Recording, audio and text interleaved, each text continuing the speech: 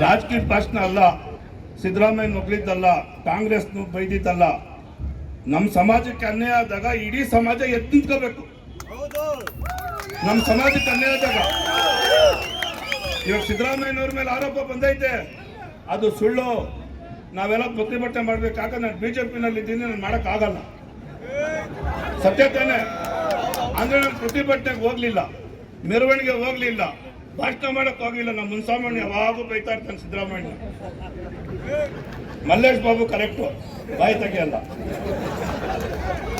Sidlaghatta, Chintamani, KGF, Bangarpet, Mulbagal, Kolar, Malur 3 lakh vote ಐತಣ್ಣ ನಮ್ದು. ನಾವು ಎಲ್ಲ ಹುಷಾರವ್ರೆ ಕುರುಬ್ರು, ಇವಾಗ ಎಲ್ಲ ಹುಷಾರವ್ರೆ.